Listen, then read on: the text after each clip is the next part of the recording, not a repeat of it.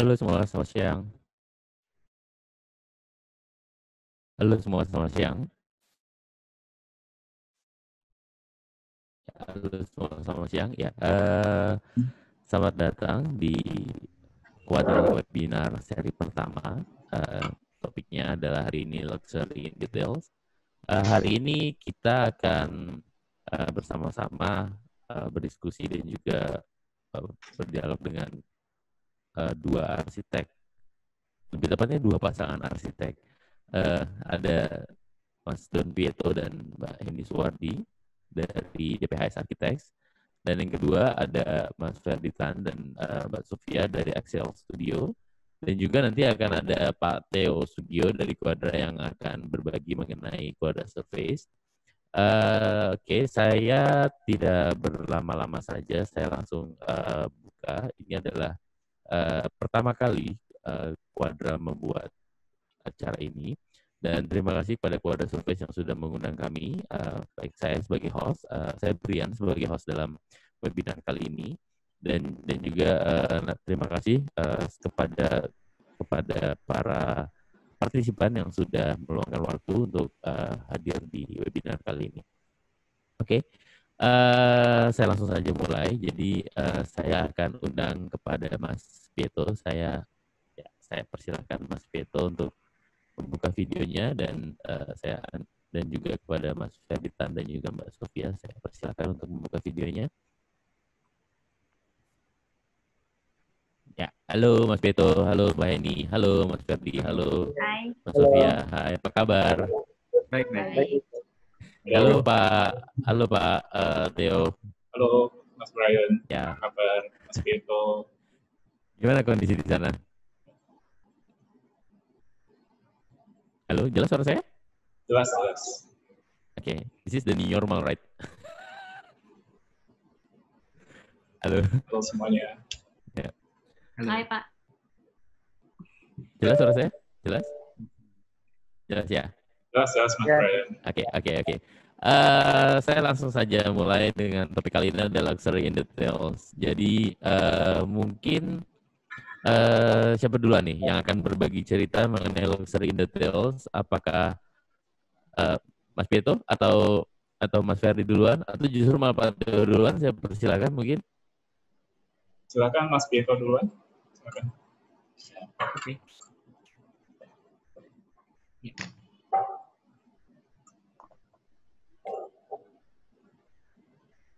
Ya, halo semuanya. Terima kasih buat para partisipan yang udah luangin waktunya untuk ikut dalam webinar kali ini. Jadi langsung aja mengenai Luxury in Details.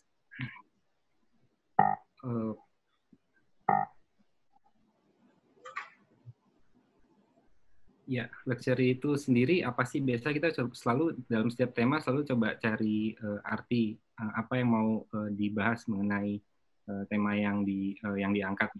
Nah, kalau luxury sendiri, kalau misalkan kita coba cari dari kamus itu, memang pengertiannya adalah suatu kondisi atau situasi di mana bisa didapatkan suatu kenyamanan, ya, kesejahteraan. Ada lagi mungkin definisi lainnya adalah luxury itu sebagai sesuatu yang dapat memberikan kesenangan, tapi tidak dapat selalu diperoleh. Misalkan seperti mungkin kalau kita sibuk bekerja, kalau kita ada waktu lebih untuk bersantai atau untuk menikmati sesuatu, itu juga sebenarnya adalah suatu kondisi luxury buat kita. Nah, kemudian satu lagi adalah definisi di mana disebutkan bahwa luxury itu adalah sesuatu yang sebetulnya tidak terlalu esensial, tapi dapat menjadi suatu elemen kesenangan yang dapat mengimprove seseorang. Nah, kalau misalkan kita bahas luxury itu dalam konteks berarsitektur, kita selalu coba bawa itu ke dalam ruang. Kita melihat bahwa si tema luxury ini tidak selalu sebagai kondisi yang mewah-mewahan atau bagaimana, tapi kita melihat sebagai kondisi di mana ruang itu tidak hanya disikapi secara fungsi. Jadi kalau ruang hanya sebatas fungsi, mungkin nggak butuh banyak elemen lain yang untuk dilibatkan di dalamnya. Tapi begitu kita melihat ruang itu dalam perspektif ada value lebih yang bisa kita tanamkan, ada sesuatu yang lebih, itu kita menganggapnya itu sebenarnya sebagai bagian dari luxury. Karena ada value, ada nilai-nilai yang bisa kita berikan yang mungkin kalau hanya dilihat secara fungsi itu nggak ada. Nah, untuk nilai-nilai itu sendiri sebenarnya nggak terbatas pada elemen objeknya, pada mungkin harganya atau bagaimana, tapi lebih pada value yang tentunya akan berbeda untuk orang ke orang, untuk pribadi-pribadi di dalamnya. Nah, sebagai arsitek kita coba menghadirkan itu lewat berbagai elemen, lewat detail, lewat material, bahkan lewat hal-hal yang gratis seperti cahaya pun itu juga gratis, tapi bisa kita kondisikan di dalam ruangan sehingga bisa terbentuk suatu pengalaman ruang yang melibatkan cahaya dan indera. Nah, sehingga kalau boleh saya rangkum sebenarnya ruangan itu tidak harus selalu fungsional. Kita harus ada konteks yang ada tujuannya. Sehingga pada waktu-waktu tertentu, pada ruangan tertentu, kita butuh untuk melibatkan indera, melibatkan panca indera kita lewat cahaya, lewat bayangan, lewat pola-pola, lewat tekstur, sehingga kita merasa terlibat di dalamnya dan bisa memberikan value lebih. Itu yang kita sebut sebagai pengalaman ruang. Jadi kalau kita bayangkan dalam ruang tinggal itu, selalu kita coba tarik ke nature. Apa sih elemen yang bisa kita hadirkan di dalam ruang? Dalam kondisi di luar, mungkin kalau misalkan kita ibaratkan dalam kondisi natural, ada banyak elemen yang kita bersentuhan langsung, panca indera kita bersentuhan langsung, seperti misalkan ada pohon, ada bayangan terus berubah sepanjang waktu, sepanjang hari, jadi ada elemen dimensi waktu juga di sana. Panca indera yang paling utama itu adalah mata.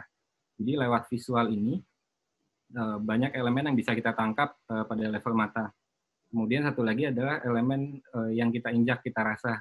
Ini adalah indera perasa yang umumnya kita rasakan langsung lewat sentuhan kaki.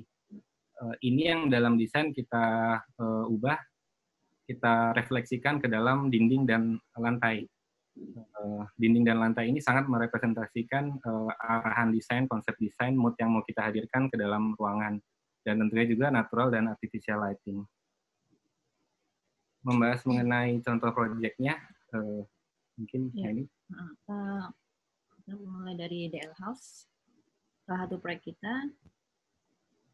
Dalam proyek ini kita memunculkan ide, kita ingin melibatkan semua panca indera kita ya di dalam ruangan ini, di mana elemen-elemen yang ada di luar itu kita bawa masuk ke dalam ruangan, itu yang kita maksud dengan luxury ya. Jadi seperti itu. Kita ingin mencium bau tanaman, kita ingin mendengarkan suara air, dan juga menginjak lantai yang dingin. Itu kita ada kontras, kemudian juga kita sama memfokuskan pada penggunaan bahannya. Penggunaan bahannya. Nah, ini untuk eksteriornya juga kita menggunakan bahan-bahan yang earth tone, yang natural, seperti batu, besi, marmer, itu semua yang kontras, yang kita maksudkan dengan luxury, kurang lebih seperti itu. Nah, biasanya kalau misalkan mungkin kita menyikapi elemen luxury itu sebatas hanya 2 dimensi, model yang sebenarnya kita rasakan itu adalah sesuai dengan berjalannya waktu. Jadi selalu ada sequence. Apalagi privilege kita sebagai arsitek menciptakan ruang itu ada sequence ruang yang secara nggak langsung membentuk persepsi terhadap luxury itu sendiri.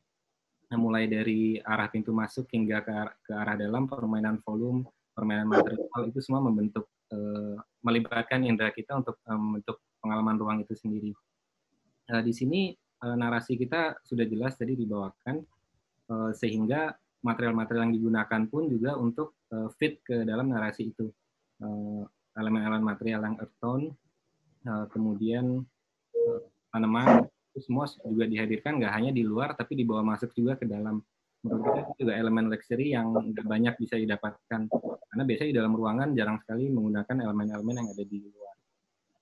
Sebagai contoh mungkin ini di area utamanya, di mana elemen yang tadinya memang biasanya belongs to the outside, coba kita bawakan ke dalam lewat bayangan, lewat cahaya artifisial, lewat cahaya natural, semua dibentuk menjadi satu kesatuan.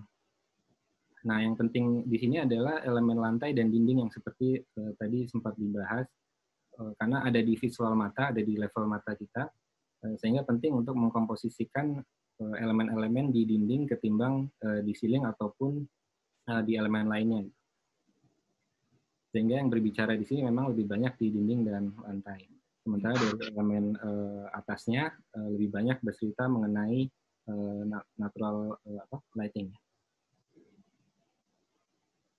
Mungkin ini yang disebut luxury buat kita, di mana bukan hanya menciptakan suatu fungsi, misalkan ini adalah ruang keluarga gitu ya, ruang duduk, bukan hanya untuk duduk, tapi juga kita menciptakan suatu makna khusus dalam suatu konteks, di mana ada pengalaman ruang di sini yang melibatkan indera-indera seperti indera penglihatan, indera perasa, indera pendengaran. Kemudian, ini juga berlanjut terus ke ruangan lainnya. Tone warna kita pertahankan pada bagian-bagian yang mungkin kalau misalkan ada elemen khusus yang mau kita tonjolkan, kita usahakan di area-area visual yang menjadi background-nya itu akan lebih dinetralkan. Jadi contohnya seperti di bagian ruang makan ini, kalau dilihat tone dasarnya adalah monokrom, sehingga di bagian dinding belakangnya pun, di bagian kabinet itu juga warna-warnanya kita coba netralkan, sehingga elemen kayu di meja makan itu bisa keluar, dan keluarnya juga secara optimal. Kemudian ini juga mengenai bayangan, di mana bayangan yang berubah sepanjang hari ini pun menurut kita sesuatu yang bisa kita hadirkan lebih daripada permintaan awalnya. Kemudian project. Ya, kemudian DN House. Ide dari DN House ini adalah kita ingin menciptakan suatu prosesi di dalam rumah, di mana dengan kepenatan si pemilik sehari-hari, kita membuat suatu prosesi di mana ketika dia masuk ke dalam rumah, dia tidak menemukan ruang keluarga dahulu, tapi juga kita dibawa keluar dari rutinitas dia sehari-hari gitu. Jadi ya, seperti itu juga elemen luxury sih, karena kita tahu mungkin setiap orang juga sibuk dengan hari-harinya. Begitu kita masuk rumah, mungkin kita ingin ini tampil sebagai bukan masuk, tapi justru keluar dari rutinitas kita sehari-hari. Sehingga waktu kita masuk, susunan program ruang yang di sequence ruang yang dihadirkan juga nggak tradisional. Di mana waktu pertama kali masuk mungkin langsung ketemu ruang-ruang utama, ini justru seolah kita muter dulu ke taman belakang, baru masuk ke ruang utamanya. Nah, sehingga menjadi penting untuk menempatkan material-material yang bisa mendukung narasi itu di sepanjang sequence ruang tadi, khususnya di lantai dan di dinding. Ini kita masuk pintu utama, kita diajak muter dulu ya. Muter dulu, bukan langsung masuk ke dalam. Jadi kita lihat mungkin ada ruang gym, itu kan sesuatu yang seharusnya bukan di luar ya. Nah, gitu. Kemudian kita ada kolam. Ini sebenarnya taman belakang, taman belakang samping. Tapi kita hadirkan terlebih dahulu sebelum masuk ke ruang utamanya. Nah, perubahan yang terjadi dari dari prosesi tadi yang mungkin volumenya single volume, begitu masuk ke ruang keluarga, kita coba melibatkan indera itu lagi, di mana volume itu kita rubah jadi double volume, dan lebih baik cahaya yang masuk, di mana cahaya natural ini mengimprove penggunaan material pada dinding dan lantai yang kita pakai.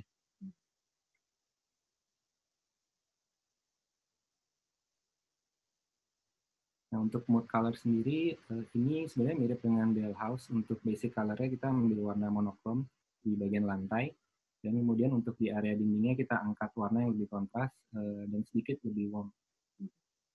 Terlepas dari itu, mungkin kita tetap memfokuskan pada keinginan dari pemilik ya, menyesuaikan. Okay.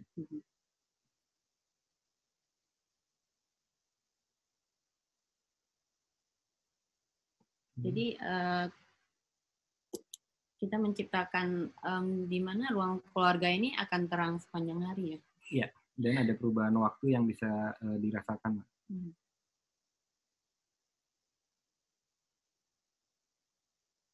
Untuk area-area kamar mungkin lebih banyak, lebih ke warm ketimbang area luarnya. Kemudian satu lagi nih project office, mungkin kalau yang tadi project rumah, ini sedikit ada gambaran mengenai project office di mana luxury itu juga sebenarnya bisa tampil, tapi bukan hanya sekedar mewah-mewahan, tapi ada fungsi, ada arti yang bisa diberikan di dalamnya.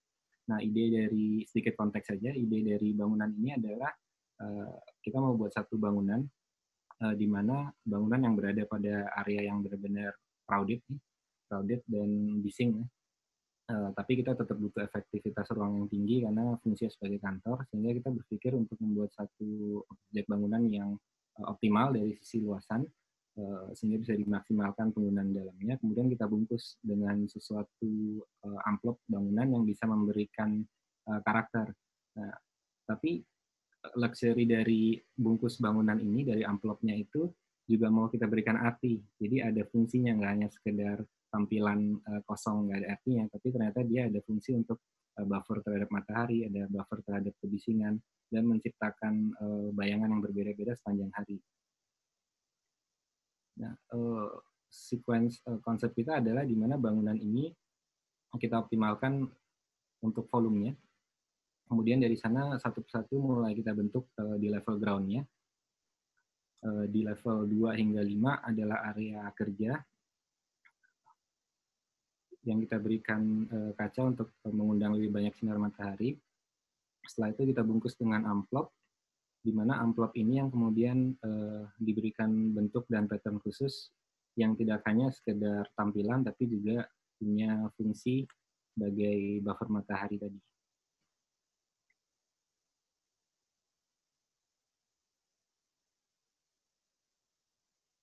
Kalau misalkan kita coba lihat, memang lebih banyak menggunakan unsur segitiga. Ini sebenarnya sudut yang cukup optimal untuk menahan sudut matahari ya.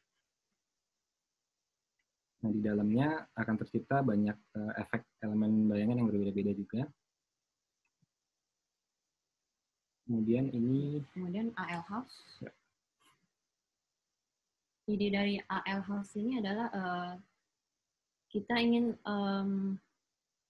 menciptakan suatu studi terhadap cahaya alami dalam menyikapi aktivitas-aktivitas yang berbeda di dalamnya. Dan juga kita ingin mengimprove suatu ide ekletik menjadi suatu desain yang kontemporer. Ya.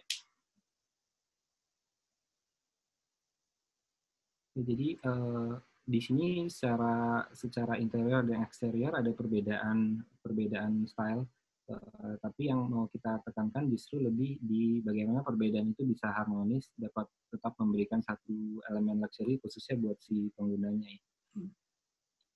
Bangunan ini lahannya nggak besar, tapi kita coba, kalau dilihat masanya banyak yang kita potong sana sini, sebenarnya itu adalah studi terhadap cahaya matahari yang bisa penetrate ke dalam building, ke dalam ruangan-ruangan yang berbeda, dan memberikan efek yang berbeda-beda terhadap aktivitas di dalamnya. Secara tampilan desain, in general, mungkin kita lebih baik ke eclectic, tapi eclectic American Classic ini kita coba nggak bawakan secara biasa, tapi melibatkan banyak unsur arsitektural seperti skylight, double volume, single volume, ini untuk memberikan bahasa yang lebih kontemporer terhadap desain. Dan kalau dilihat memang seperti sebelumnya selalu kita optimalkan di bagian visual untuk dinding. Di dinding-dinding ini yang butuh treatment lebih. Kemudian juga di penggunaan materialnya, mungkin kalau dilihat simple ya, yeah. Simple. Tapi kita memang sengaja kita membuat suatu desain yang simple, tidak terlalu yang klasik banget, gitu. Tapi tetap memasukkan value lebih tersebut, seperti kita memasukkan banyak cahaya matahari lewat kaca-kaca, lewat jendela, dan juga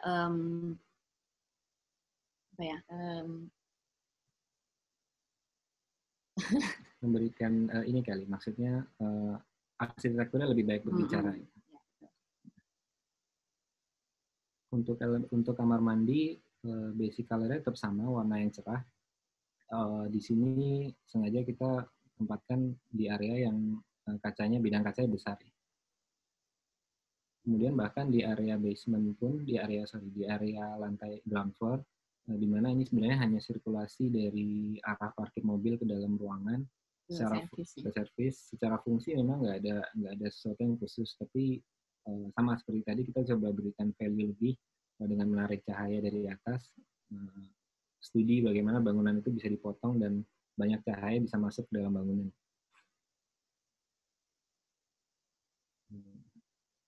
Kemudian yang terakhir ini MR House. Idenya adalah di sini bagaimana nggak hanya material-material itu berbicara sendiri, tapi kita mau coba melibatkan sama cahaya dan pola-pola lewat bayangan yang mendefinisikan setiap ruang secara berbeda. Di lahan yang relatif cukup besar, pola-pola itu kita tampilkan lewat banyak susunan skin dan screen di muka, tapi ini sebenarnya nggak hanya kosmetik depan, tapi bisa memberikan pengalaman ruang yang berbeda di dalamnya. Karena dia skin-skin ini akan bereaksi berbeda terhadap sudut-sudut matahari tertentu. Untuk basic color-nya memang lebih banyak earth tone juga. Nah, kalau diperhatikan di desain rumah ini banyak sekali elemen pattern di level mata. Contohnya di ruang kerja, di mana fokus kita memang lebih banyak ada di dinding ketimbang di lantai ataupun ceiling. Karena lewat penggunaan material dinding yang tepat, itu bisa membawakan visual kita ke arah yang kita inginkan.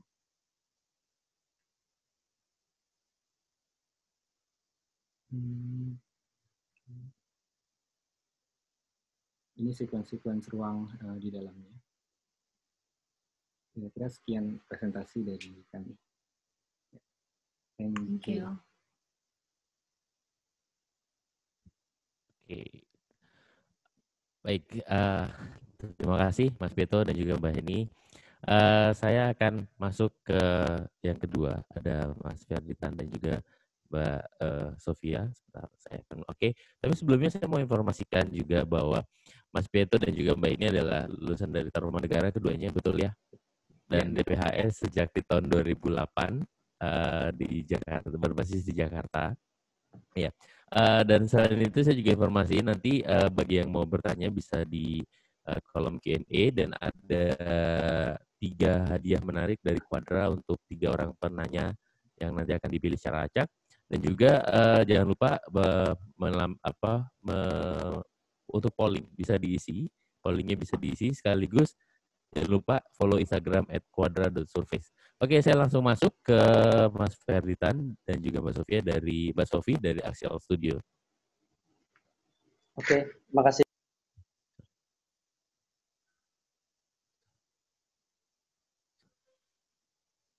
Sorry. Udah kedengeran ya?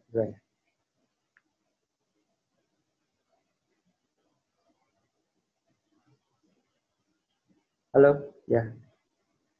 Makasih Mas Brian. Tadi udah dengar sekilas dari Vito sama Eni gitu ya. Ya sebetulnya persepsi tentang luxury itu sebetulnya sama sih. Ya, bukan melulu tentang barang atau brand yang menempel melekat biasanya dalam kemewahan.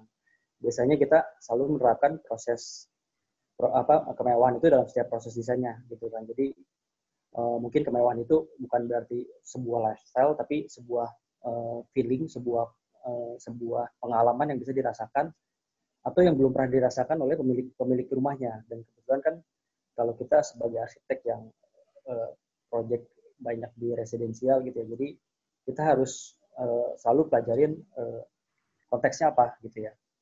Dan konteks ini yang selalu kalau dari kita ini selalu menjadi pedoman utama atau proses utama yang selalu kita kedepankan. Gitu. Karena rumah itu sendiri tidak bisa berdiri sendiri gitu ya. Pasti dia ada konteksnya, ada constraint-nya, ada needs-nya dari pemilik rumahnya. Nah itu yang kita kumpulkan jadi satu gitu ya.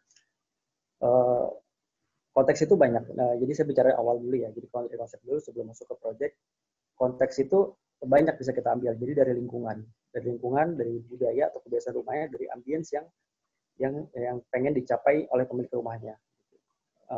Nah, semua itu kita kumpulkan, baru kita mulai proses desainnya. Tanpa itu semua, menurut saya atau pengalaman saya sih jadi lebih sulit ya, karena kita harus punya respon gitu ya terhadap desain kita, respon dari lingkungan gitu ya.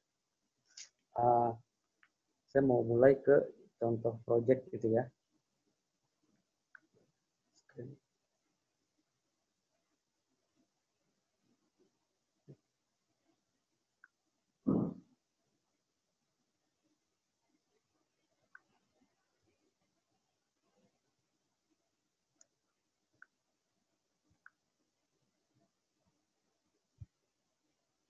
Ya.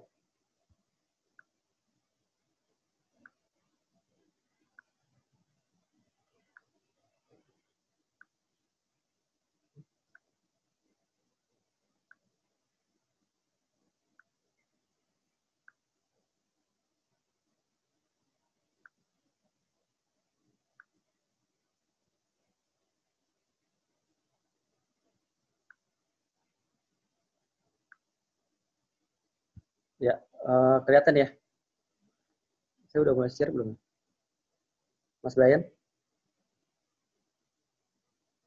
Sudah, silakan. Sudah ya? Ya. Silakan, Oke. silakan, sudah. Ya. Jadi tadi ini project yang pertama yang saya mau bahas, ini Child House projectnya di Pondok Indah. Tadi kan saya di awal berbicara tentang konteks ya, tentang konteks yang dari lingkungan yang kita serap gitu ya. Jadi pertama begitu kita mendapat project ini ya kita pelajari dulu lokasinya di mana, kebutuhannya apa, constraint-nya apa di lapangan, ya, baru kita mulai start gitu ya. Posisi project ini sebetulnya rumah, cuman bukan di perumahan yang cluster yang private gitu ya, tapi posisi rumahnya itu di jalan ramai, mobil, motor lalu lintas di depannya, suara bising gitu ya. Dan kebetulan ini fasad rumahnya menghadap barat gitu ya. Jadi konteks lingkungan yang itu tadi coba saya serap, coba saya mulai tuangkan dalam desain. Yang pertama yang mesti kita respon adalah pencahayaan, sirkulasi udara, dan privasi gitu ya. Jadi makanya seolah-olah rumah ini dibungkus oleh material yang kesannya tidak ada jendela gitu ya. Tapi sebetulnya di dalam ini benar-benar terbuka. Jadi konsep inside outside-nya itu saya terapkan di sini ya. Jadi dari fasad ini ya saya mengambil prinsip seperti kacamata ini ya, optical yang terapi gitu ya. Jadi kita pengennya pemilik rumah itu merasa nyaman ketika berada di living room, ketika berada di kamar, tapi tanpa dia harus tutup jendelanya dengan gorden, dia merasa nyaman tanpa harus dilihat orang gitu ya. Jadi kalau dari fasad ini, material di fasad itu, kotak-kotak itu sebetulnya dari luar akan sulit melihat ke dalam, tapi dari dalam mereka jelas melihat keluar gitu ya, dan membantu sirkulasi udara tetap masuk ke dalam rumahnya.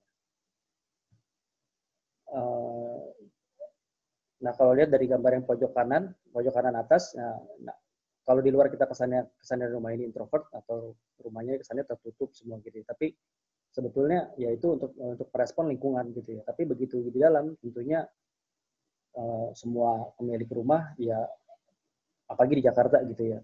Meskipun tanahnya nggak terlalu besar, tapi kebutuhannya biasanya orang Jakarta itu kebutuhannya banyak gitu ya. Jadi tetap rasanya begitu mereka ada tanah dan bangun rumah di dalam perkotaan, ya tetap mereka punya taman, punya sirkulasi udara yang bagus gitu ya. Jadi kalau lihat dari dalam,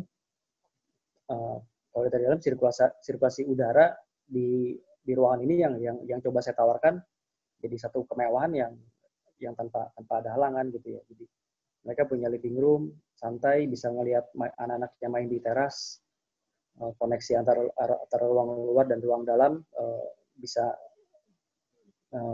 terjalin dengan baik gitu ya.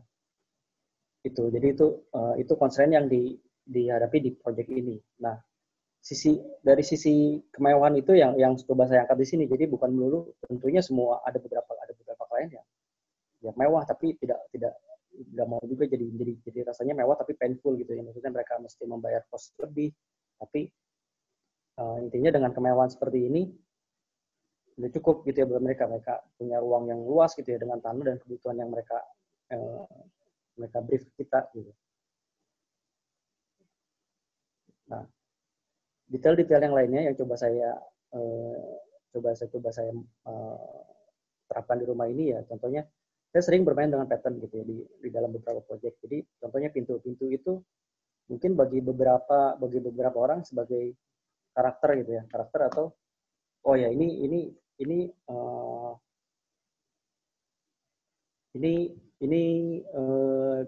istilahnya statementnya mereka. Jadi mereka mengundang tamu ke dalam rumah.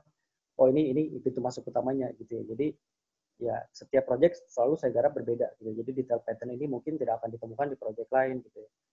Jadi ya kemewahan itu yang coba juga saya selipkan di situ. Jadi selain dari ruangan, material dan teksturnya gitu. Jadi kalau dilihat dari foto di bawah yang paling kiri bawah, hal basic atau hal dasar yang selalu ya pertama-tama kita belajar arsitektur adalah crossing ventilation gitu.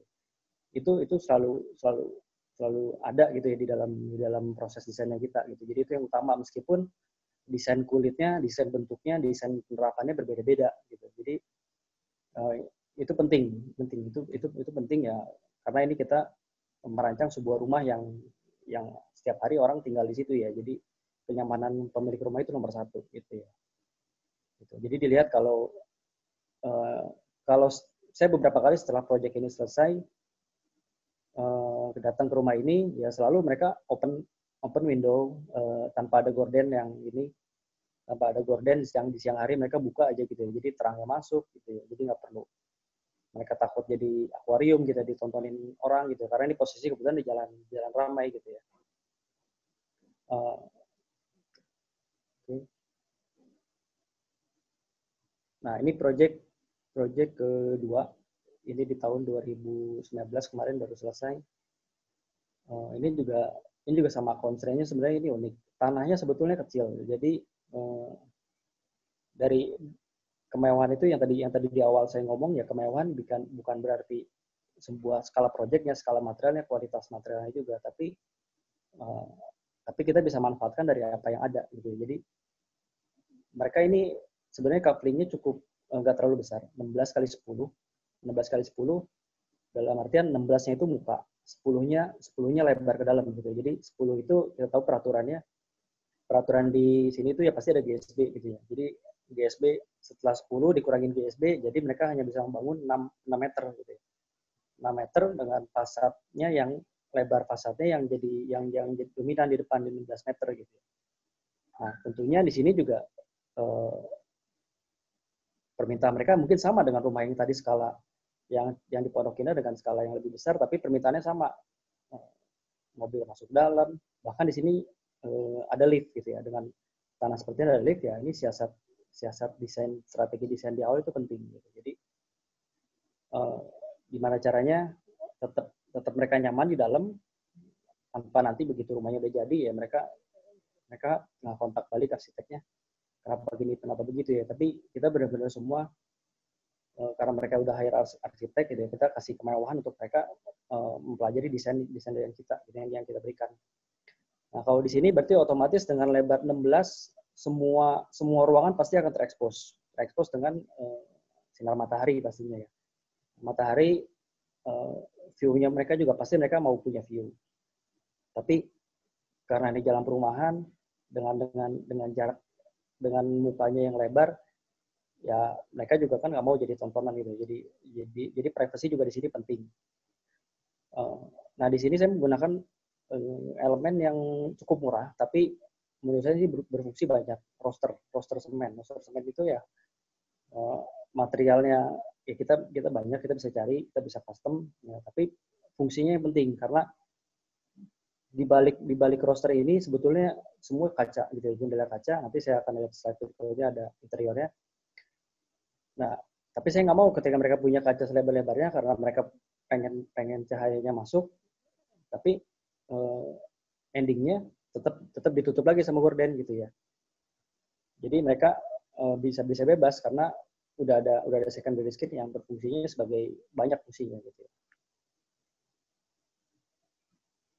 Ya, ini ini ketika sama prinsipnya kayak tadi ya, karena menurut saya sih privacy pasti semua orang perlu itu dalam setiap rumah.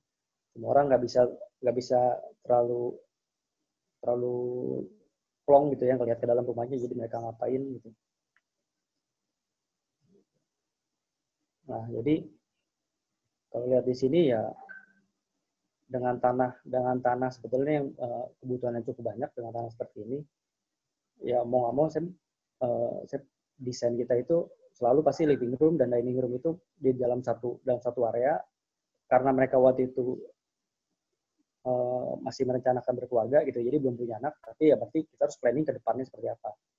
Dan mereka pasti pengen punya area yang cukup luas, gimana anaknya bisa main juga gitu ya. Jadi konsen-konsen itu yang masuk ke desain kita gitu.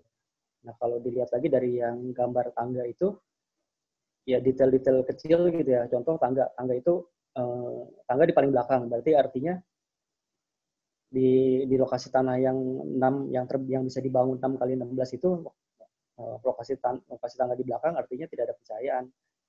Nah, dari posisi atas saya coba kasih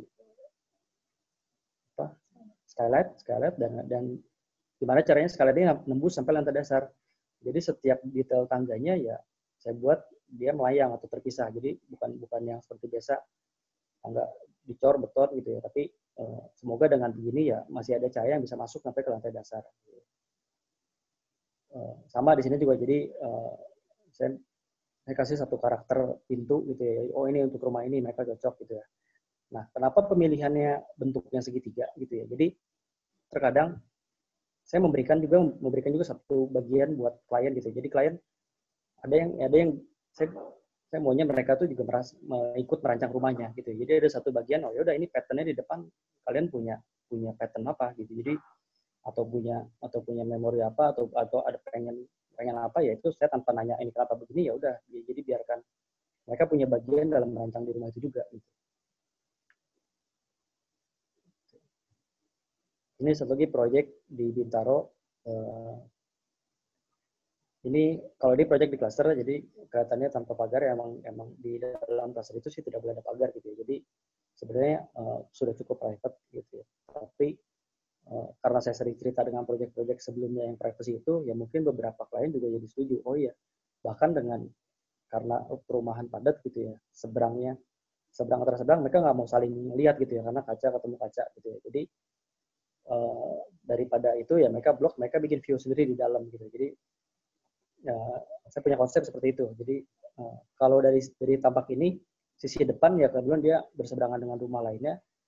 Sisi sebelah memendek itu punya view, punya satu taman komplek yang pohonnya bagus gitu ya. Jadi pohonnya udah rindang, udah besar gitu. Jadi semua view saya alihkan ke sisi taman. Makanya yang depan mungkin kelihatannya ya sebagai identitas rumahnya saja gitu.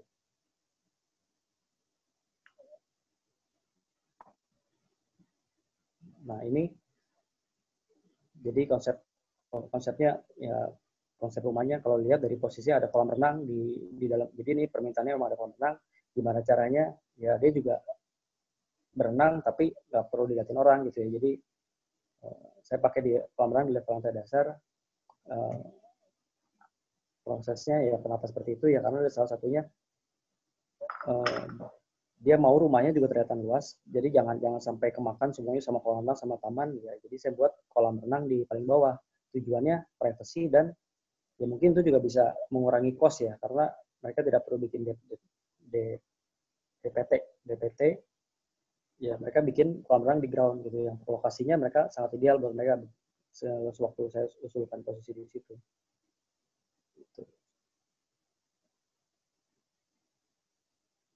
Nah, ini kalau lihat dari foto yang di kiri, semua view saya fokuskan ke arah taman di seberangnya. Jadi antara klaster ini dan klaster sebelahnya itu dipisahkan oleh sebuah taman. Jadi taman lingkungan yang memang udah lama gitu ya pohonnya. Jadi view-nya mungkin saya memanfaatkan konteks lingkungan itu.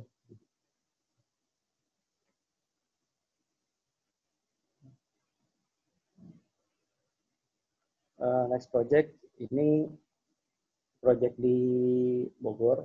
Ini sebetulnya project yang belum sempat kita dokumentasikan gitu ya, karena kebetulan ada COVID ini. Sebetulnya udah selesai. Nah, jadi ini pemilik rumahnya ini sebetulnya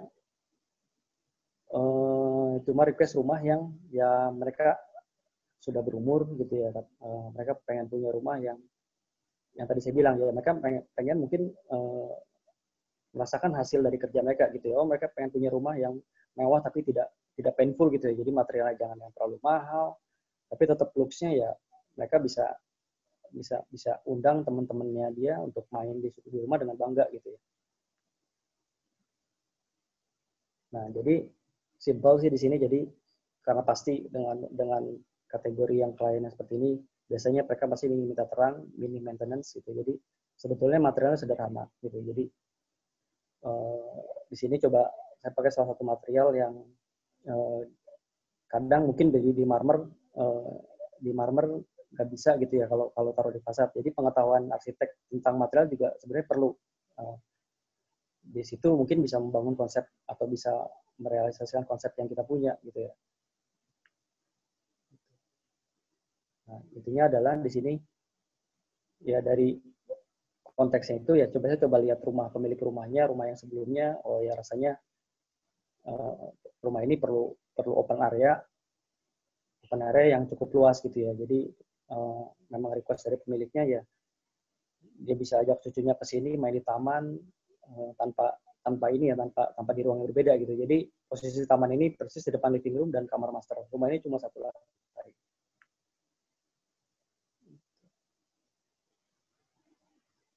Ini project sekitar tahun 2015 itu ya, Alam di Alam Sutra.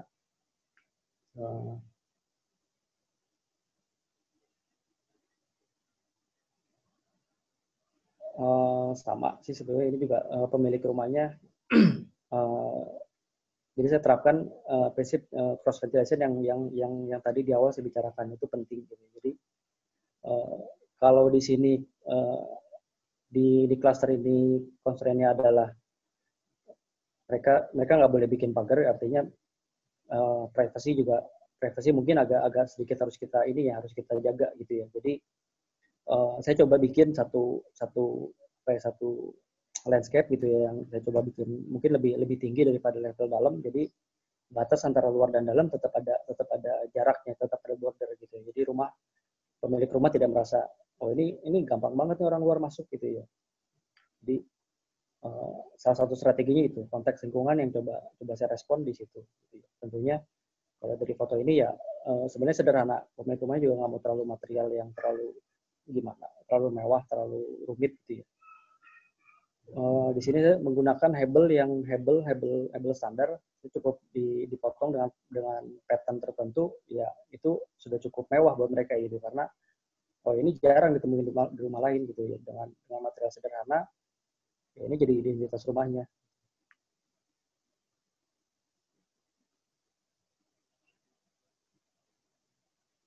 Oke, ini project di Bali, sedang masih construction. Begitu sebenarnya ini tanahnya cukup luas sebetulnya. Luas tanahnya 2000, tapi siasatnya adalah gimana caranya memanfaatkan tetap dengan kebutuhan ruang yang banyak. Jadi di sini ada satu keluarga dengan anaknya 6 kalau nggak salah ya posisinya. Anaknya 6 ya. Jadi saya buat satu karena ini posisi di Bali, tentunya mereka tropis tapi tidak mau rasa tropis yang terlalu Bali gitu ya. Jadi yang penting sih mereka request supaya sirkulasi udara dan punya area yang luas untuk mereka bisa menikmatin di dalam tanah yang luas ini.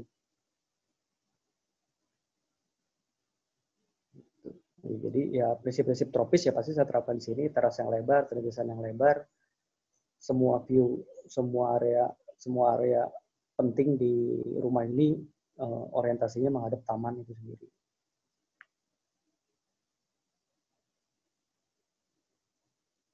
Ini project interior, mungkin ini Sofia coba jelasin. Okay, hi, I'm Sophie. I'm interior designer of iSteel Studio. Today I wanted to show you one of my interior projects. This project for me is very challenging. Why? Because this is a renovation project. Yang kita tahu kalau project renovasi itu kan a little bit more hard ya, because we must thinking about how we must keep about the existing structure, the column, the existing mechanical, electrical, and so on. And then project ini ada di satu cluster developer yang dimana fasadnya itu ada unsur klasiknya. Tapi si klien ini tuh sebenarnya dia nggak suka dengan ada unsur klasik. So how? Gimana cara mensiasatinya? So the first I try to juxtapose the modern classic with the modern contemporary style. Okay, this is yang kita lihat ini adalah foyer room. Inilah foyer room. Di sini I make it into very modern looks inside, because in the combination of the French door and then the simple cut of furniture and then the simple pendant on it. Then I want to show you the others. Okay, sorry, I wanted to let you know that proyek ini sebenarnya bukan proyek yang mempunyai foto-foto yang cantik ya, foto-foto fotografer, karena memang proyek ini tuh sebenarnya belum siap untuk difoto. So ini lebih ke foto progress yang diambil lewat handphone doang. So no editing at all. Okay, this is the living room. The living room is connect to the dining room and also the area. Ini semua satu zona sebenarnya. Dari foyer, the transitionnya ada area pianonya, lalu ada living room, dining room, and then the pantry. Nah, karena dia berada di satu zona, saya coba bermain dengan I play the material and the color. It still can sense of the continuity. Jadi masih ada keberlangsungan di materialnya karena masih ada satu zona, satu area. Di sini saya coba untuk memainkan kombinasi rumah ini sebenarnya lebih ke arah interior yang monokrom di sini. Jadi lebih ke hitam putih, tapi di sini saya coba membawakan kombinasi ada permainan dark wood, ada permainan yang warm wood natural tone-nya, lalu ada glass blown lighting-nya. Itu yang membuat rumah itu sebenarnya punya namanya the serene of the luxury. Okay. Tadi sempat mention arti kata sebuah luxury itu apa sih gitu kan? Tadi sempat mention kalau luxury itu sebenarnya lebih ke berbeda-beda ya. Setiap orang tuh bisa merasakan luxury yang berbeda sesuai dengan persepsinya masing-masing. That's right. But for me as interior designer, the purely luxury, it is not about just talking to make an image or making something that people can look at, tapi lebih kepada how to immerse yourself to the experience yang dimana terkoneksi dengan your lifestyle-nya. Nah, klien ini tuh dia itu sebelum I'm designing, I'm always digging more many information from the client. Klien ini tuh sebenarnya dia tuh suka sekali hobinya memasak, gardening, painting gitu kan. Lalu dia suka sekali melakukan aktivitas yang kebanyakan di outdoor. So the outdoor is very comfort lah. The outdoor benar-benar comfort banget di desain ini. So the first, how I can collaborating all her hobbies inside. I'm trying to create a one special kitchen for her. Special kitchen itu maksudnya apa ya? Oke. Di sini kitchen ini saya coba buat, karena kita tahu ya, kalau orang namanya hobi masak di dapur pasti berjam-jam gitu loh. Ya. Tapi gimana caranya? Dia itu tetap bisa merasakan hobinya dia, bisa melihat garden. Jadi sebenarnya kitchen-nya punya kayak kitchen with a view gitu sebenarnya. Gitu loh. Dimana view dia bisa melihat sambil masak, dia masih bisa melihat sambil buka jendela, dia bisa melihat gardening yang dia plan gitu kan. Pagi-pagi kalau dia masak dia bisa bikin breakfast buat family-nya. Di sini saya punya konsepnya, jadi masak di depan tuh ada bar table. So waktu dia masak dia bisa serve her family gitu. Sambil chat gitu loh. Maksudnya nggak biasanya kita tahu kan kalau di kitchen tuh orang cuma dia di belakang aja di dapur gitu, tapi dia tidak bisa ngobrol baik dengan keluarga dia. Tapi di sini saya coba memasukkan semua yang dia pengen gitu loh ke dalam rumah ini.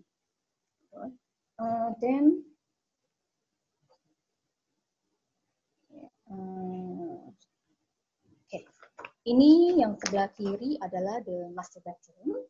The master bedroom ini I play the warm shades.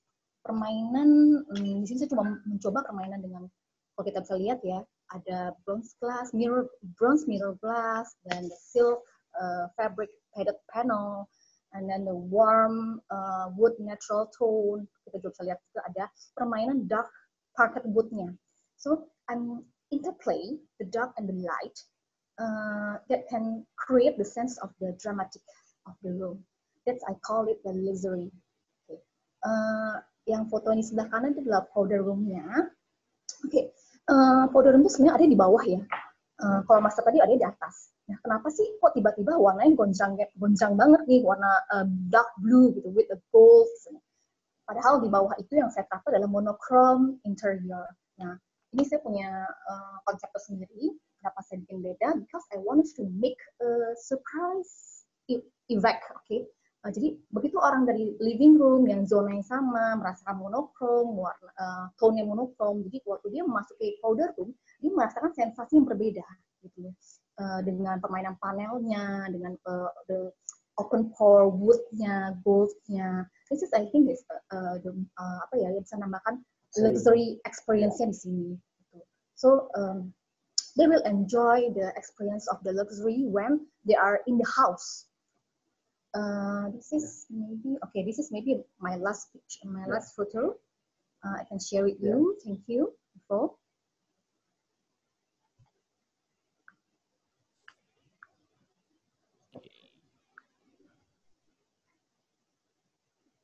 Oke, Mas Brian. Ya, mungkin itu terima kasih. Saya. Ya, terima kasih. Sebentar saya. Terima kasih. Ya, Mas Peto sudah balik lagi. Sebentar sekarang lagi. Presentasi yang menarik keduanya. Gimana caranya? Saya biasanya kalau di off air tuh kayak, mari kita tepuk tangan. Gimana caranya? Saya nggak mengerti kalau di webinar ini. Tapi terima kasih. Silakan beri applause masing-masing di rumah masing-masing, di kondisi masing-masing. Saya mau sebelum saya masuk ada 6 Q&A ada 6 pertanyaan. Tapi saya mau bertanya dulu sebentar ke Pak Theo. Pak Theo, kalau melihat tadi pemaparan dari DPHS dan juga Axial, kalau dari sudut pandang Pak Theo sebagai pelaku industri dan juga yang menunjang tadi situ disebutkan ada marble, ada fasad yang dengan material slabstone dan sebagainya gitu. Menurut Pak Theo gimana? Terima kasih Mas Brian untuk waktunya. Jadi memang dalam proses untuk mendesain suatu rumah, suatu bangunan, proses desain itu memakan fase paling awal ya. Tadi sudah dijelaskan oleh Mas Diego, Mbak Eni, Mas Ferdi dan Sofi. Memang proses desain itu adalah suatu filosofi di balik bangunan itu. Apa sih maunya owner, kebutuhan owner seperti apa. Kemudian masuk ke sisi struktur ya, pembangunan, dan proses finishing ini adalah proses yang paling akhir. Ya. Jadi untuk proses finishing ini saya akan bercerita dalam konteks Sinterstone, tentunya dengan brand Quadra. Saya boleh share, Mas Brian? Silakan.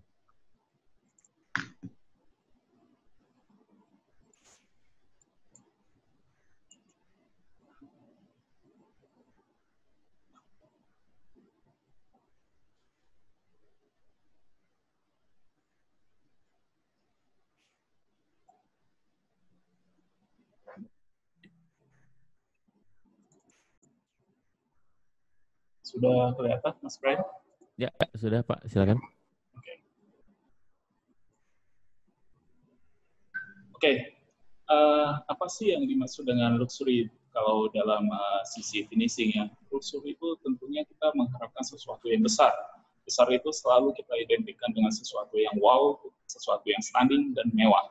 Nah, dalam sisi ini, Quadra menghadirkan big slab ya dengan ukuran yang luar biasa besar 3,2 kali 1,6, kemudian ada ukuran 3 kali 1,5, kemudian ada ukuran 24 kali 1,2. Oke.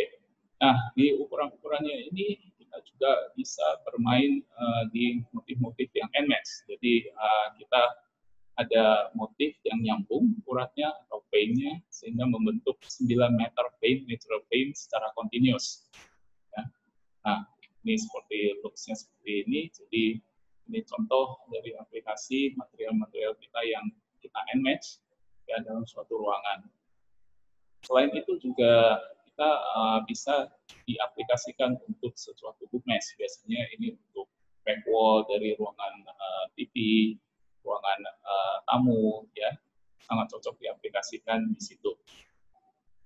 Nah ini contoh aplikasinya untuk yang kita sebut dengan bookmesh tadi, mirroring.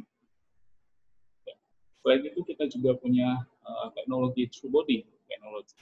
Ya, di sini cocoknya kita aplikasikan ke area-area yang high traffic.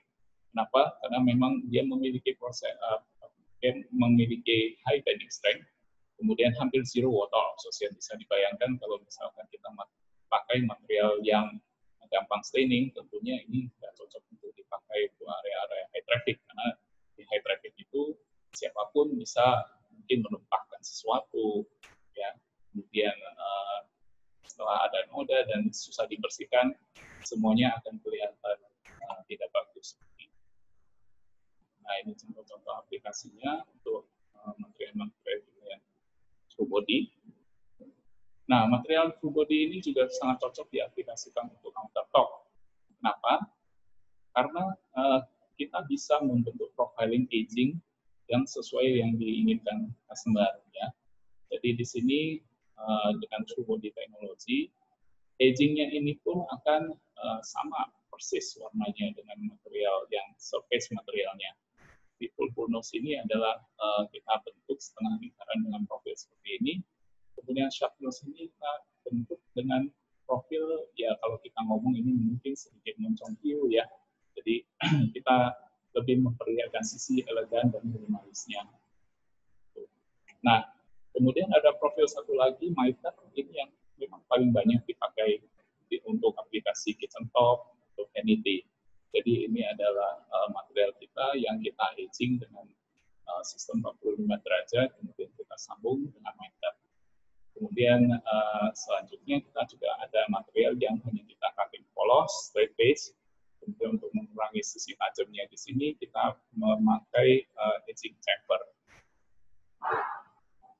Nah, untuk material kitchen tabletop, tentunya apa sih yang sebenarnya diinginkan oleh end user, oleh mama yang lagi masak, ya tentunya material yang tahan api, sudah pasti.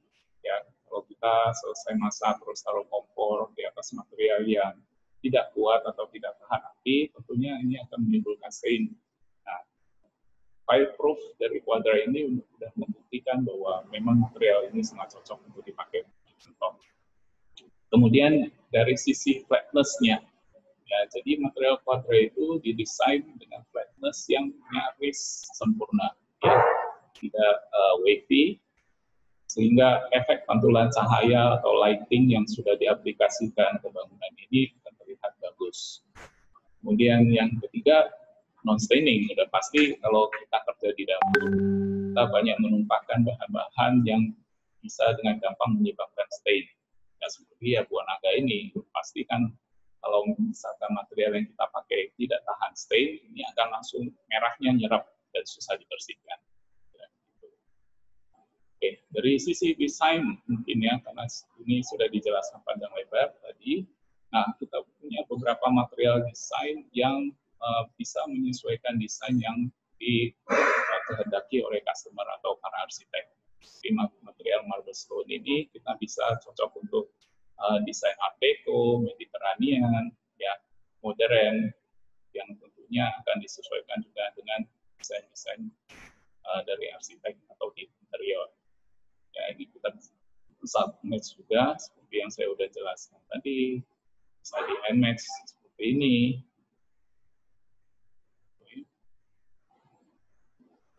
Kemudian kita ada ultimate stone, ya intinya ini adalah corak-corak yang kita desain sedemikian rupa sesuai dengan batuan alamnya. Jadi kalau untuk desain-desain mat seperti ini sangat cocok dipakai untuk ruangan-ruangan, untuk lantai ruangan yang high traffic. Kemudian untuk yang desain-desain yang glossy, kita aplikasikan ke dinding. Nah, bisa juga untuk material-material mat tadi kita aplikasikan sebagai fasad, which is kalau dari sisi arsitektur sangat stunning dan sangat tahan lama, karena fasad ini kita sudah proof bahwa ini ada anti UV, jadi tidak akan berubah warna walaupun terletak di luar ruangan yang setiap hari mungkin kena hujan, kena sinar matahari.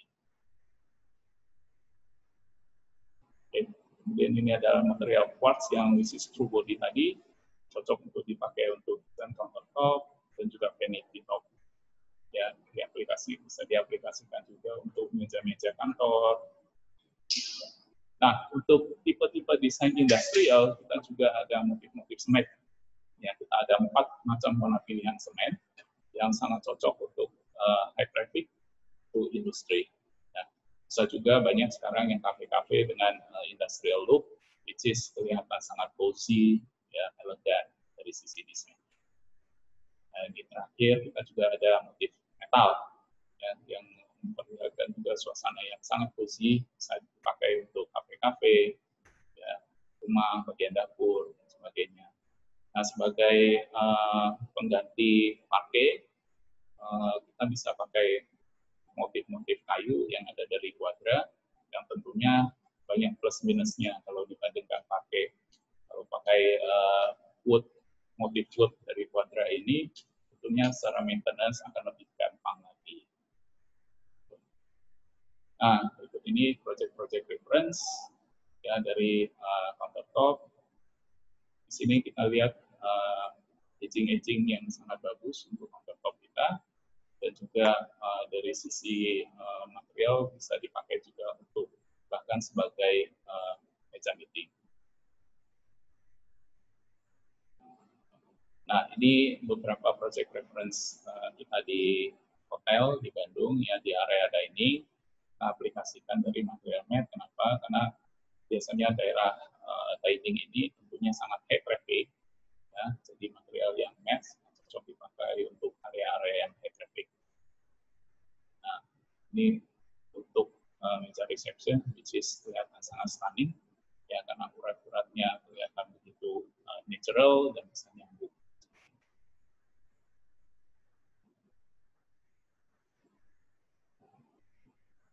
Oke, ini untuk bisa kita aplikasikan untuk restoran. Ini kebetulan salah satu restoran Shabu, ya, di Jakarta. Nah, karena ada keunggulan tahan api yang di-stress tadi, maka material countertop Quadra ini sangat cocok dipakai untuk restoran juga. Ya, demikian Mas Brian presentasi dari saya. Iya, oke. Ya, terima kasih Pak Theo ada presentasinya. Atas presentasinya, saya akan masuk ke pertanyaan-pertanyaan. Saya harus bukain dulu satu-satu sebentar. Oke, sebelum saya masuk ke pertanyaan-pertanyaan yang sudah saya siapkan, saya mau masuk dulu ke Q&A yang ada di forum. Nah, ini ada pertanyaan pertama. How to combine the luxury and low budget? Is that a luxury objective or subjective perspective? Saya nggak ngerti. Oke. Silakan boleh dijawab mungkin.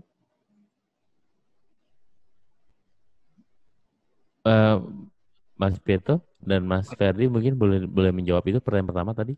Oke. Sebentar ya. Bagaimana mencari material yang cocok ya? Bagaimana mengkombinasikan luxury dan budget yang terbatas? Apakah luxury objektif secara objektif dan bagaimana perspektif objektif dan subjektif tentang luxury itu sendiri? Kalau menurut kami bagaimana mengkombinasikan luxury dan low budget?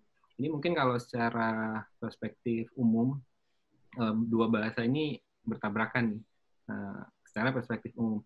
Cuman kalau balik lagi seperti yang tadi coba kita sampaikan, luxury ini pada dasarnya adalah sesuatu yang bisa lebih didapat tanpa harus selalu mengorbankan budget. Nah, misalkan kita berbicara untuk lebih nyata tentang proyek-proyek yang mungkin low budget. Luxury itu bisa kita capai lewat pengenalan pertama akan karakter si pemilik dan habitusnya seperti apa. Karena lewat data-data ini kita bisa tarik banyak sih. Kira-kira kita bisa rancang apa sih di dalamnya. Mungkin salah satu contoh sinar matahari. Sinar matahari itu adalah salah satu elemen yang gratis. Gitu. Kita bisa dapatkan dengan gratis. Nah, itu bisa kita kondisikan ke dalam ruangan.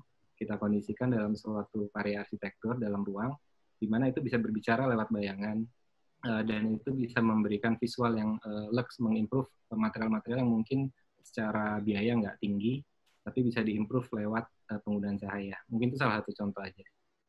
Oke. Mas Ferdi mungkin, atau dan Mbak Sofi mungkin boleh menjawab? Luxury dengan low budget. Jadi kalau itu kalau kita sih mengatasinya dengan membuat sebuah konsep yang supaya sebuah narasi gitu ya. Jadi biar klien itu bisa merasakan ya tanpa material yang menempel yang mewah, tapi dia bisa merasakan ruang yang lebih multifungsi gitu daripada sebuah material yang tadi saya jelaskan ya painful gitu ya. Jadi ya kadang contohnya sekarang gitu ya, saya kan Mas Ari Indra kan dia punya rumah di Salatiga gitu ya. Ya dengan sama sih seperti saya, mungkin dengan punya seperti itu udah kemewahan yang cukup, kemewahan yang lebih gitu buat orang. Jadi kadang kita mengguidance pemilik rumah, daripada kemewahan dituangkan dalam sebuah material, ya lebih baik space dan pengalaman ruang yang nanti yang dirasakan setelah ruang ini jadi gitu ya. Jadi kita arahkan jangan berbentuk secara fisik gitu ya, jadi secara pengalaman ruang. Oke. Sebelum saya masuk, saya punya satu pertanyaan. Luxury identik dengan arsitektur kosmetik. Kalau ada pendapat seperti itu, Mas Ferdi dan Mas Peto mungkin, atau Mbak Sofi dan Mbak Heni boleh kasih komentar? Boleh diulang? Sorry. Oke. Luxury identik dengan arsitektur kosmetik gitu. Nah, kalau ada pendapat seperti itu gimana? Pertanyaannya mulai berat karena sudah sore. Coba, itu dulu. Silakan. Bisa. Mas Ferdi dulu boleh mungkin, Mas Ferdi gantian. Silakan, Fer. Itu persepsi yang tadi saya bilang ya. Jadi sebetulnya ya kita nggak bisa melarang persepsi orang gitu. Tapi buat kita arsitektur sebagai kosmetik berhubungan dengan luxury ya belum tentu, karena mungkin pemilik rumahnya tidak merasa seperti itu ya, karena itu memang sesuatu yang pas buat dia gitu ya. Jadi ya balik lagi kita coba memposisikan kita sebagai pemilik rumah gitu ya. Jadi tidak melulu itu jadi kita nambah-nambahin istilahnya gitu ya. Jadi arsiteknya punya desain seperti apa, tapi tanpa ada fungsi, tanpa ada tujuan yang jelas, ya itu menurut saya itu kosmetik gitu ya. Tapi kalau memang dirasa pas dan pemilik rumahnya juga berfungsi, ya itu menurut kita udah cukup. Silakan. Saya tambahin lagi ya. Tadi kan jelasin tentang interior saya, di mana saya membuat satu special kitchen for my client, di mana itu setelah jadi dia benar happy. Karena kenapa saya tanya kenapa happy gitu kan? Karena memang kebutuhan dia hobi masak, dia hobi gardening, ya kan, kitchen with a view gitu. Itu dia merasakan experience luxury buat dia. Itu ditanya, itu luxury experience for me gitu loh. Ya enggak gitu loh. Terus gue nggak suka masak gitu kan, gue nggak suka gardening gitu, gue prefer indoor dibanding outdoor gitu loh. Nah, jadi kenapa luxury itu nggak bisa dikaitkan dengan okay, you put the branded material, you put the branded furniture on it, so this is the luxury house. Enggak bisa begitu. We are interior designer, lebih ke menciptakan creating a personal space for the client as well. Oke. Mas Peto, Mbak Heni mungkin? Silakan. Mas Peto, silakan. Ya, oke. Ya, kalau misalkan berbicara mengenai persepsi umum ya, kita berbicara in general, saya nggak bisa pungkiri ada pandangan seperti itu memang, dan itu quite common gitu. Orang-orang banyak yang menganggap seperti itu. Tapi di sini posisi kita justru ingin memberikan edukasi ya, mengenai luxury itu dalam konteks, apalagi dalam konteks arsitektur. Jadi kalau misalkan luxury itu hanya sekedar kosmetik, ibaratnya yang tempelan yang paling mahal tuh udah paling bagus. Tapi kenyataannya nggak seperti itu. Karena waktu kita berbicara mengenai ruang, kita nggak berbicara hanya memisahkan elemen visual sendiri tanpa ada korelasi dengan elemen-elemen lainnya. Nah, saat kita berbicara ruang, itu kita berbicara mengenai aktivitas di dalamnya, mengenai hubungan yang terjadi di dalamnya. Jadi sehingga menurut saya sih luxury itu lebih pada quality of life di dalamnya dan bagaimana material-material yang kita kombinasikan di dalamnya bersinergi, melibatkan indera-indera orang-orang di dalamnya. Seperti itu. Oke. Saya masuk lagi ke ada di kolom Q&A. Saya akan ini khusus untuk DPHS dari Pak Beni Santoso. Selamat siang, nama saya Beni. Saya ingin bertanya ke DPHS. Saya melihat proyek Anda menggunakan banyak warna gelap untuk warna lantai. Beberapa teori psikologi warna menyebutkan bahwa warna hitam memiliki karakter luxury. Apakah Anda setuju hitam itu adalah luxury? Silakan. Menurut kita tetap kita harus lihat konteksnya itu hitam itu ada disandingkan dengan apa gitu. Karena hitam lantainya oke. Disandingkan dengan dindingnya ini apa gitu. Jadi memang suatu objek yang nggak bisa berdiri sendiri, nggak bisa dipisahkan dari sekelilingnya. Itu yang kita anggap sebagai luxury. Jadi memang bukan melulu hanya hitam saja yang luxury. Kalau hitam dengan bahan yang lainnya dianggap luxury buat si pemilik, it's called luxury gitu loh. Jadi memang balik lagi memang this is not us, this is pemiliknya gitu loh. Kebutuhan dari pemiliknya. Dan kalau memang si pemiliknya itu suka white, suka yang glow, suka yang matte, itu balik lagi ke pemiliknya dan tugas kita adalah untuk menyesuaikan sekelilingnya dengan si lantai, dengan si dinding. Ya, kita harus mengarrangementnya itu ya. Kalau hitam adalah seragam arsitek, setuju nggak? Aku putih, Mas. Oke, just joke. Oke, saya lanjut lagi. Sebentar. Oke, ada lagi nih. Ini kalau mungkin dari orang yang sama, tapi kali ini untuk aksial, khusus aksial. What's your opinion about gold? Jadi, apakah gold itu luxury? Kemudian golden color is the most apa yang kalian anggap sebagai pertanyaan pertama adalah apakah gold itu adalah luxury, kemudian kalaupun misalnya gold itu tidak ataupun iya, apa ada warna lain nggak yang dianggap sebagai suatu hal yang luxury buat aksial? Gold sebagai luxury ya nggak selalu gitu ya, cuman banyak memang yang mengidentikan ya ini di finish brush gold gitu ya. Cuman buat kita yaitu cuma tampilan gitu, tapi nggak melulu kalau kita pasang aksen gold itu ya jadi mewah gitu. Kadang ya kita belakangan ini ya kalau tadi dilihat gitu di Sophie yang ada proyek Sophie yang dijelaskan, kita sekarang coba bermain dengan warna biru malah gitu. Jadi biru kalau kita lihat kita mention ya blue is the new gold gitu. Jadi kita coba satu color mood yang baru yang mungkin ya kita punya satu desain yang baru yang bisa kita tawarkan gitu ya. Jadi exploring itu ya penting juga gitu. tanpa harus ya itu dulu gitu. Oke. Mbak Sophie mungkin secara interior praktis pernah ada tanggapan? Oke, kalau dibilang gold itu sebagai luxury, ya mungkin sebagian orang menganggap kalau gold itu luxury.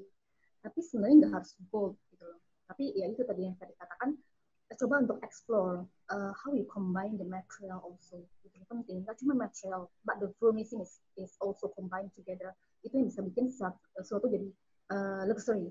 Mungkin pada awalnya waktu saya ajukan konsep, this is the dark blue. Gitu. Kliennya jujur kaget, why dark blue gitu kan? Ini warna nggak umum gitu loh. Mana bisa bikin luxury gitu loh.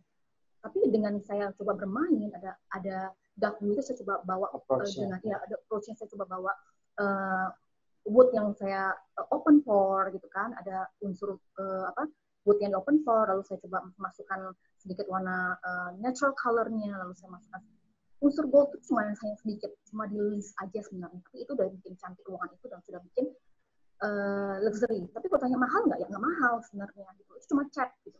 Cuma cat buku biasa aja sebenarnya. Itu sih. Oke. Gitu. Kalau mengenai psikologi pink gimana, Mbak? Psikologi apa? Pink, warna pink. Pink. Kenapa? Maksudnya apakah itu warna? Apa? Sorry? Pertanyaannya apa? Oke. Pertanyaannya kalau kita ngomongin tadi kan dari ngomongin warna ya. Apa yang terjadi ketika pink? Jadi banyak kan dulu banyak orang yang menonjolkan warna pink, warna-warna yang bright gitu ya. Nah itu apakah itu sebuah tren atau memang menjadi kayak karena kondisinya di sekitar lagi banyak yang kegelapan atau gimana gitu?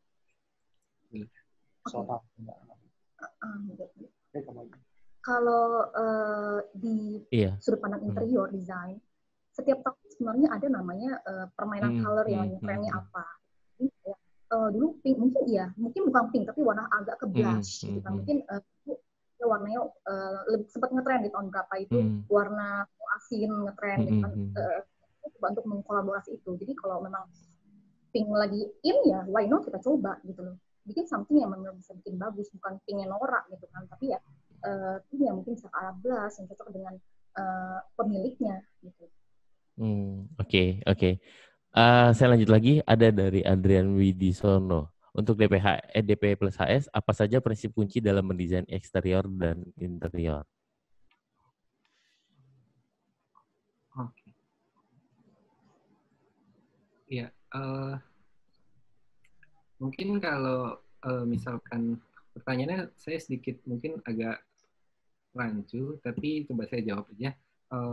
Elemen penting dalam desain menurut kami sih dalam praktis kami ya, itu selalu begini. Waktu kita memandang katakanlah proyek rumah tinggal satu dan yang lainnya secara fungsi hampir sama rata-rata, nggak berbeda. Yang selalu menjadi variabel yang berbeda adalah si pemiliknya. Begitu variabel pemilik ini masuk, itu change the whole game. Gitu. Nah, jadi menurut kita elemen paling penting justru adalah si pemiliknya. Bukan berarti kita ngikutin apa aja yang dia sampaikan. Tapi justru kita harus coba menggali lebih banyak elemen yang bisa digali dari karakter si pemilik sehingga ini bisa memberikan nilai untuk bangunan ini bisa menjadi unik. Gitu. Jadi menurut saya kata kuncinya justru ada di karakter si pemilik. Itu yang harus kita gali first and foremost. Oke. Ini untuk keduanya sekarang saya akan membacakan. Menurut pengalaman Anda sejauh ini, seberapa besar atensi klien terhadap detail? Mas Ferdi dulu mungkin dan Mbak Sofi dulu mungkin, silakan. Terhadap detail ya? Ya, atensi klien terhadap detail. Besar sekali sih, karena yaitu karena mereka ujung-ujungnya ya pemilik rumahnya, mereka yang menempati rumahnya ya. Jadi mostly sih kebanyakan ya kita share detail apa yang bakal kita kerjakan. Jadi mereka pun ya pasti tentunya attention to detailnya pasti tinggi gitu ya, karena mereka ya punya ekspektasi yang besar gitu ya terhadap rumahnya gitu. Karena rumah itu ya untuk tinggal, bukan cuma dalam jangka waktu pendek gitu, jangka waktu panjang. Oke. Tapi kalau ketika aplikasi detail itu di proses konstruksi, tim aksial juga akan terus mengawasi. Oh iya. Jadi kalau kita selalu mengawasi sampai istilahnya sampai serah terima. Jadi kalau rumahnya sudah selesai semuanya ya itu. Oke. Besar ya karena kita kan buat karya itu yang paling penting. Ya, betul. Mas Pietro, Mbak Heni mungkin atau Mbak Sofi mau menambahkan lagi, silakan. Ada yang mau ditambahkan? Sudah cukup mewakilkan. Terima kasih. Oke. Mas Pietro, Mbak Heni silakan. Ya, kalau menurut kita detail itu penting, tapi dalam arti berbeda. Di mana berbeda? Karena misalkan proyeknya residential or commercial gitu loh. Biasanya yang lebih intens untuk detail itu adalah proyek yang residensial untuk kami. Gitu. Memang benar kata Ferdi, di mana mereka yang tinggal di dalamnya, bukan kita. Mereka udah keluarin budget yang lumayan besar untuk rumah mereka, jadi mereka perlu apa ya, perlu fokusin untuk detail-detailnya, dalam arti detail pengerjaannya, mungkin detail pengerjaan, detail barang-barangnya, bagaimana detail sambungan antara yang satu dengan yang lain, seperti itu ya. Kalau komersil mungkin lebih, kalau komersial tidak. mungkin lebih membahas mengenai idea ya, apa yang mau ditahu. Kalau rumah tinggal attention to detailnya tinggi, dan kita juga sadari sih quality pengerjaan memang nggak selalu sama. Nah, ini sebenarnya tantangan buat kita, karena di setiap project kita usahakan coba beradaptasi dengan quality pekerjaannya seperti apa. Kalau misalnya quality-nya itu kurang bagus, sebenarnya yang dikorbankan bukan detail saya, bukan pekerjaan kontraktor, tapi si pemiliknya yang dikorbankan di sini. Sehingga adalah tugas kita untuk mengadjust juga detail-detail tersebut supaya bisa achieve balance lah antara desain yang kita mau dengan pekerjaan yang mampu dikerjakan oleh orang-orang tertentu. Oke. Saya bacakan lagi nih. Satu lagi ada yang menarik pertanyaannya adalah apa tantangan terbesar dalam sebuah project? Nah, boleh nggak di-share, boleh nggak dibagi pengalaman nyatanya di lapangan pada saat mengatasi tantangan itu seperti apa? Mas Peto, Mbak ini mungkin boleh lebih dulu. Ya, jadi tantangan terbesar menurut kita terlepas dari teknis proses pekerjaan, yang mana itu sebenarnya udah cukup standar, tapi yang menurut kita karena kita selalu coba untuk menggali karakter owner, pemilik, sehingga sebenarnya menurut saya tantangan terbesar itu justru ada di komunikasi awal, karena begitu komunikasi itu nggak bisa terjalin, hubungan itu nggak bisa terjalin dengan baik dan personal, itu ke belakang-belakang biasanya udah susah. Kita pernah ada beberapa owner yang memang susah, kita mau gali secara komunikasi itu nggak bisa nyambung, kurang terbuka pemiliknya, kurang terbuka. Kan kita dipercayakan untuk kita diberi tugas, dipercayakan untuk melakukan sesuatu, dan kita butuh untuk menggali banyak hal lah dari mereka, tapi mungkin kurang terbuka sehingga hasilnya itu nggak bisa maksimal. Walaupun mungkin selesai dengan baik, tapi ada yang kurang gitu. Jadi menurut saya tantangan paling besar, yang paling tricky itu justru di depan, waktu pertama kali kita jalin komunikasi. Oke. Nah, itu kalau boleh saya perdalam lagi pertanyaannya, gimana biasanya tips and tricksnya kalau dari DPHS apa, Mas? Supaya klien bisa yakin dengan pilihan-pilihan yang suggestion yang diberikan oleh DPHS itu seperti gimana? Umumnya pertama kita tipsnya biasanya kita selalu coba, setiap orang kan mungkin karakternya beda-beda, sehingga penting buat kita juga untuk mengadjust gaya bicara kita terhadap masing-masing orang ini. Kita berusaha berbicara dalam bahasa mereka, karena kalau mereka nggak akan nyambung, kita nggak bisa harapkan mereka selalu mengerti apa yang kita coba sampaikan. Jadi tips pertama selalu bicara dengan bahasa yang mereka pahami. Kita bicara yang terlalu tinggi juga kalau misalkan nggak nyambung, nggak masuk juga percuma. Itu tips pertama. Terus kedua mungkin sebenarnya ini klise, tapi memang lebih baik komunikasi. Selalu melibatkan si pengguna juga. Oke. Silakan dari Axial, Mas Ferdi dan Mbak Sofi. Pertanyaan yang sama, silakan. Ya betul tadi ya, selain Pito sama ini itu ya komunikasi juga penting. Cuman ada satu lagi kalau menurut saya frekuensi sama visi antara arsitek, klien dan kontraktor gitu ya. Jadi kadang kan proses pembangunan itu lama gitu ya, dari konsep sampai realisasi. Nah, di tengah-tengah itu ya proses rintangannya banyak gitu ya. Jadi kita harus menjaga frekuensi semuanya itu sama. Jadi ya visinya sama ya, tetap merealisasikan rumah ini sesuai konsepnya gitu ya. Jadi jangan sampai ada yang lari. Jadi begitu ownernya misalnya punya ide yang lain ya, kita coba mengingatkan ke visi yang awal, frekuensi yang awal. Oh ini tadi tujuannya begini loh gitu ya, tujuannya seperti ini. Kalau dia ada masukan dari orang lain, ya itu tetap kita harusnya berada di jalur frekuensi yang sudah kita setujuin semuanya. Oke. Tips and tricksnya mungkin sama ya, seperti itu kira-kira. Jadi ada di satu frekuensi. Jadi menyamakan frekuensi dulu. Iya, betul. Oke. Ini ada pertanyaan satu untuk Pak Theo. Seberapa ekstrim produk Quadra pernah diaplikasikan, misal dalam desain yang tidak umum, berikan contohnya, Pak. Dalam desain yang tidak umum, ya mungkin karena Sinterstone ini dengan ukuran size besar ini pertama kali ada di Indonesia, kita sebenarnya aplikasikan itu sendiri untuk fasad di gedung kita yang baru sendiri. Jadi ini suatu tantangan karena kenapa? Karena material kita cukup tipis ya, nggak seperti natural stone, which is punya ketebalan sekitar 2 cm. Ketebalan material kita adalah hanya 12 mm. Jadi bagaimana ini kita bisa aplikasikan di fasad dengan tinggi gedung hampir 40 meter, ya kita harus cari sistem teknologi yang cocok untuk itu. Jadi akhirnya pada saat itu kita berkonsultasi dengan konsultan dari Jerman, ya kita kemudian aplikasikan dengan satu visor yang dari Jerman, yang dengan kekuatan satu visor itu bisa menahan beban sekitar 50 kilo. Ya, kemudian kita impor, kita potong-potong slide-nya sesuai desain yang sudah kita konsultasikan dengan konsultan kita. Kemudian kita konstruksi, dan akhirnya jadi juga bangunan yang di Meruya, kantor kita sekarang, dengan fasad dari Quadra dengan tebal hanya 12 mm dari sistem. Itu sebenarnya. Oke, Pak, kalau soal Slabstone Quadra ya, nah sebenarnya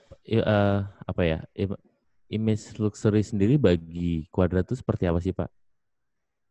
Image luxury dari kita sebenarnya tergantung dari penilaian orang juga ya. Jadi ya filosofi orang di belakang luxury itu apa? Ya, kita selalu semampu mungkin untuk menciptakan desain-desain yang up to date. Jadi kita selalu setiap tahunnya kita juga pameran di Italia.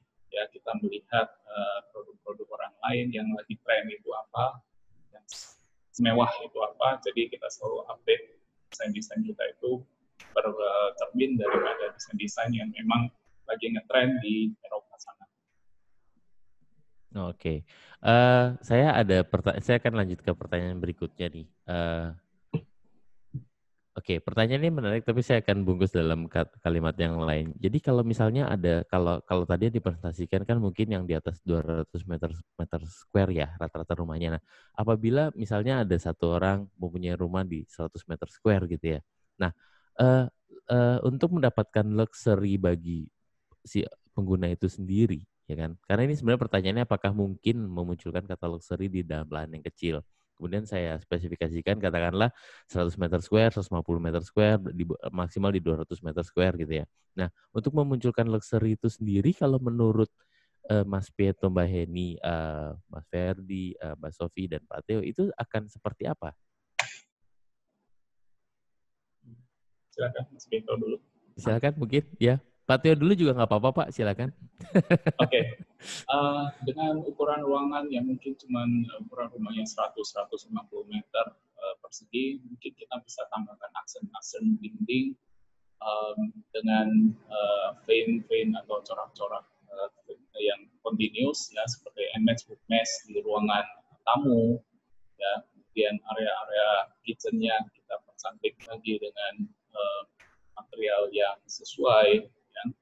Saya pikir akan menambah nilai luxury daripada rumah itu sendiri. Oke. Mas Ferdi mungkin silakan, ada yang bisa tanggapi? Ya, tadi dengan lahan berapa? 100 ya? Katakanlah ya di bawah 200 lah gitu. Di bawah 200. Iya. Itu cukup besar. Di bawah 200 berarti 100, 150 mungkin, atau mungkin malah di bawah 100 silakan, nggak apa-apa juga. 72, 90. Ya yang tadi kan luxury itu ya coba kita arahkan ya jangan berbentuk sebagai satu material yang melekat gitu ya. Jadi pengalaman ruang atau bahkan pengalaman ruang yang kliennya belum pernah rasakan gitu ya, atau dia mungkin cuma pernah lihat di mana gitu ya. Tapi kita coba menaruhkan satu space yang cukup nyaman buat pemilik rumahnya. Ya, saya rasa ya, kemewahan bisa banyak dipersepsikan dengan arti yang berbeda sih. Oke. Mas Pietro? Oh ya, kalau kita mungkin menurut kita bisa banget ya. Bisa. Karena kita ngalamin sendiri. Jadi bahkan let's say mungkin contoh konkretnya rumah tipe 72 gitu. Bahkan dengan rumah tipe 72 kita tanpa harus spend budget yang berlebihan, kita sebagai arsitek justru ini kita nih wilayah kita nih untuk mengarrange susunan ruangnya gimana supaya nggak seperti rumah 72 sebelah-sebelahnya lagi. Kasarnya begitu. Nah, bagaimana dengan manipulasi ruang ini kita bisa menciptakan mungkin ruangannya jadi kesannya lebih besar. Itu udah luxury mungkin buat dia karena 72 dia beda sama 17 sebelah kanan nih. Itulah kira-kira. Oke. Pertanyaan terakhir deh nih. Saya lewat Japri sudah diingatkan waktunya over. Pertanyaan terakhir dari Janur Surya Gumilar ini pertanyaan menarik. Apakah memasukkan cahaya yang cukup banyak dari atas untuk pengaruh terhadap konsumsi suhu termal dari AC, apakah tidak boros gitu? Saya harus memahami dulu pertanyaannya sebentar. Masukin cahaya juga banyak. Oke. Apakah kalau ada cahaya kemudian tapi di dalam ruangan itu menggunakan AC, apakah tidak menjadi lebih boros? Karena kan mungkin cahaya masuk, udaranya jadi panas, tapi tetap pakai AC seperti itu. Mas Ferdi mungkin silakan. Ya, saya agak santai dikit pasti saya ganggu nanti. Siap. Ya, caranya dengan penentuan skylight yang di mana area-areanya jangan yang membuat ruang itu jadi panas gitu ya. Contohnya ya di living room dengan skala ruang yang maksudnya ceilingnya nggak tinggi, terus kita kasih skylight, mungkin itu pasti efek gitu ya. Tapi kalau berbeda kalau kita punya ruangannya double ceiling tapi kita kasih skylight ya mungkin itu lebih bisa mengakali ya. Tapi kalau kita istilahnya kalau kita kasih satu bukaan ya kita juga harus pikir sirkulasi udaranya. Jadi ada cahaya masuk ya berarti panas masuk. Jadi ya kita harus respon sisi sebaliknya. Ya sirkulasi udaranya gimana caranya kita pikirkan juga. Oke. Mas Pietro silakan. Iya, jadi problem with skylight memang sebenarnya ada di hawa panasnya. Sebenarnya strategi utamanya ada di penempatan sama bagaimana cara hawa panasnya itu jangan terperangkap di dalam sih. Sehingga penting untuk mempelajari arah cross ventilasi dan behaviornya hawa panas tuh larinya kemana sih. Nah, jadi sebenarnya strategi yang perlu diterapkan adalah bagaimana mengakali supaya ruangan ini bisa ada fitur-fitur yang bisa mengeluarkan udara panas ini. Selain tentu juga ada elemen-elemen tambahan seperti mungkin semacam kisi-kisi buffering, double buffering, triple buffering, di mana cahaya itu bisa tetap masuk tapi direduksi. Ya, biasanya kita gunain juga sisi di ini ya, di bawah. Di bawah skylight. Oke. Mas, pertanyaan terakhir untuk baik yang ini untuk yang berprofesi sebagai arsitek dan yang tidak juga saya silakan bisa menjawab. Hobinya selain kalau yang buat arsitek hobinya selain mendesain apa ya? Akhirnya pertanyaan yang ditunggu. Pelihara ikan ya. Apa kalau mungkin dari Mas Pietro sama Mbak ini dulu deh. Kalau biasanya kalau selain berarsitektur hobinya apa, Mas? Dan Mbak? Apa? Jaga anak. Hobi ya itu ya. Mas Pietro kalau Mas Pietro. Fotoin anak. Oke, kalau Mas Sofi dan Mas Ferdi silakan. Ya olahraga. Iya. Basket, futsal. Oke. Yakin masih main? Yakin main tuh. Yakin nggak jadi ini insecure gitu kan? Mas Sofi mungkin apa? Hobinya apa ya? Jaga anak. Jaga anak juga. Lakukan hobi gitu kan, karena waktu itu udah hati buat jaga anak-anak gitu. Drakor kalau dia drakor. seluruh ini ya, seluruh apa namanya serial di Netflix gitu ya. Oke, Pak Teo apa Teo? Kalau Pak Teo? Kalau saya lebih banyak ke olahraga sih, jogging, renang itu salah satu sarana untuk melepas stres ya. Oke. Saya terima kasih banyak dari DPAS, Axial Studio dan juga Pak Teo.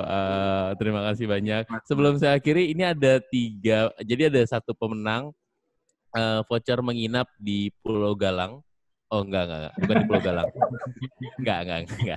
Saya bercanda. Voucher menginap di Mason Pine di Bandung dari Quadra. Nanti bisa di yang menang. Tapi ada juga buat 3 orang.